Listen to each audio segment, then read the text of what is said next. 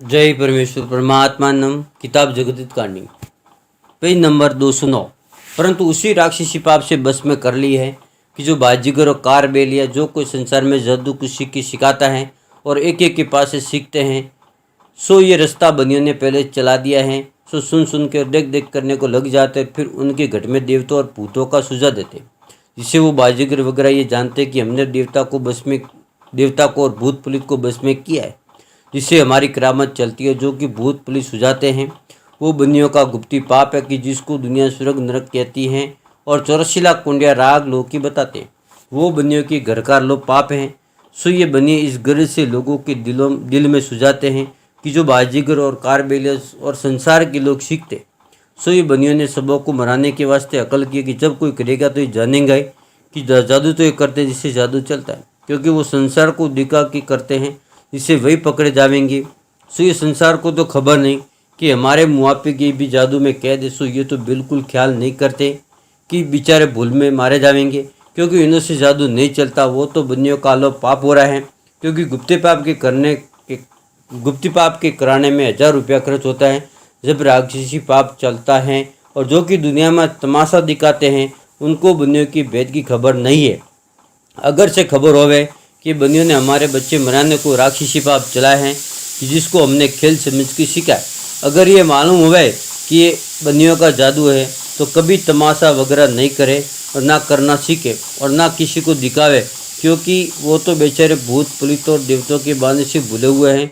क्योंकि राक्षसी पाप के करने वाली बनिए चोड़े नहीं आते हैं। इसे संसार के ऊपर और सुबह के ऊपर इन बनियों के राक्षसी पाप का चाया पड़ा है।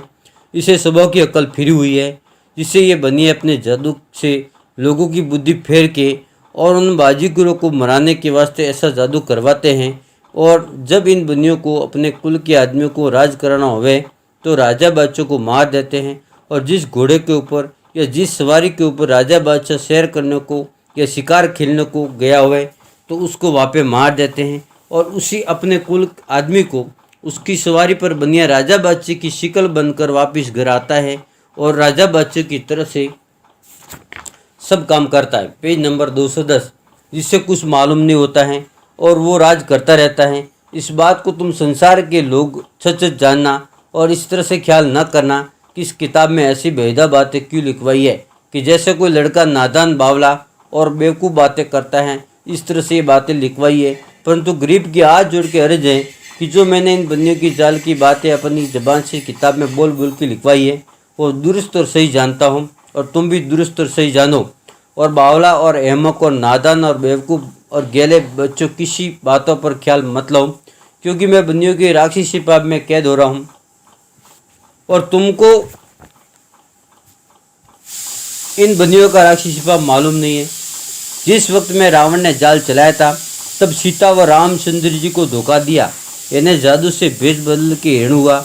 और रामचंद्र जी ऐसा नहीं जानते थे कि रावण ही था, असल में रावण ही था, परंतु जादू के जोर से हिरण मालूम हुआ। ये तो शनिश्चर जी महाराज ने वाकिफ किया।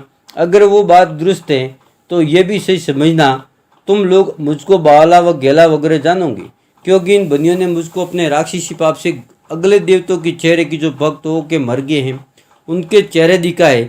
क्योंकि जब कई का राजा बादशाह किसी मुल्क में आता है तो गरीब का चेहरा सुझा देते कि कोई गरीब किसी मुल्क का आया है, और जब कोई गरीब किसी मुल्क का आता है तो जादू के जोर से राजा बादशाह का चेहरा सुझा देते कि राजा बादशाह किसी मुल्क का आया है। सो इन बनियों के कर्तव्यों को मैंने चित्र देख लिया और देखता हूँ कि ये बनिए बेईमान अपने राक्षसी पाप की वजह से हरेक का चेहरा सुझा देते, परंतु मैं ऐसा गैला नहीं हूँ। ये तो बनियों का जादू है।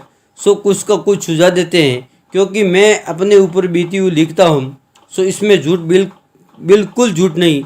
इसमें झूठ होगा तो तुम संसार के लोग मुझसे कहो कि जिसको तुम 14वीं या 16वीं विद्या कहते हो वो क्या चीज़ है। सो वो कहीं पर सुनी होगी और किसी किसी किताबों में और पुस्तकों में लिखी होगी। सो तुम कहते हो कि राजा भोज 14वीं और 15वीं और 16वीं विद्या सीखने को गुरु गोरखनाथ के पास गया था, और साथ में बोले तो भी गया था।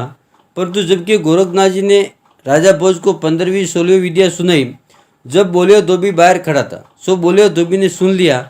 सो राजा भोज ने भी सीख ली। जय परमेश्वर परमात्मा।